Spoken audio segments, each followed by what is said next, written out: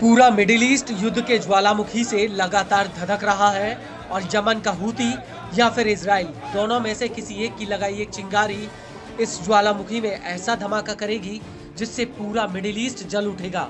दरअसल गाजा हमले से शुरू हुई युद्ध की इस आग ने अब एक ज्वालामुखी का रूप ले लिया है। हूती और इजराइल के एक दूसरे पर हमले इस आग में घी डालने का काम कर रहे हैं। मौजूदा समय में हूती ने इजराइल के तमाम एयर डिफेंस सिस्टम की हवा निकाल दी और इजराइल में ऐसा कोई कोना नहीं बचा जहां पर हूती के ड्रोन और मिसाइल हमलों की धमक ना सुनाई दे रही हो। और इन हमलों को लेकर हूती के मुखिया सैयद अब्दुल मलिक अल हूती ने इजराइल को ललकारते हुए कहा कि यमन की हाइपरसोनिक मिसाइलों का इजराइल के ठिकानों पर गिरना एक बेहद ही अहम उपलब्धि है।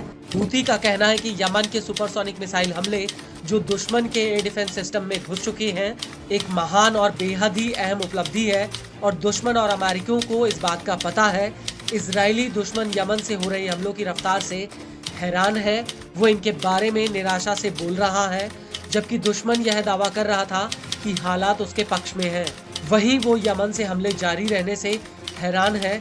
इजराइल हमारा सामना करने में सक्षम नहीं है।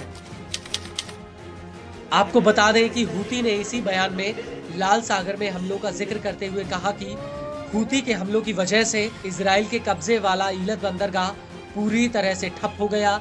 हूती के हमलों ने उन तमाम कंपनियों को अपना ऑपरेशन इस रूट पर बंद करने के लिए मजबूर कर दिया जो ईलत के जरिए अपने जहाजों को भेजती थी।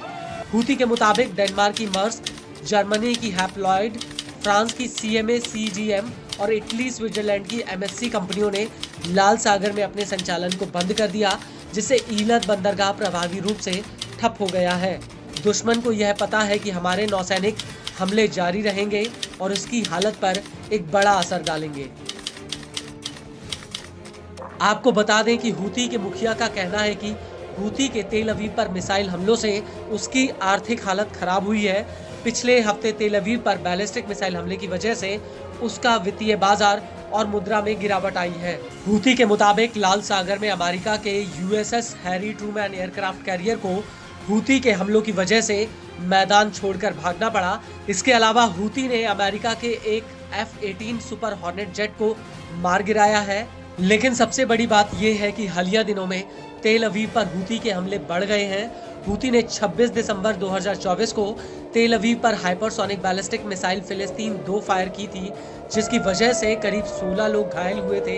इस हमले की वजह से पूरे केंद्रीय इजराइल में हवाई हमलों के सायरन बजने लगे थे और इस हमले से पहले हूती ने तेल अवीव पर एक हाइपरसोनिक बैलिस्टिक मिसाइल फिलिस्तीन 2 दागी थी, जिसमें करीब 20 लोग घायल हुए थे।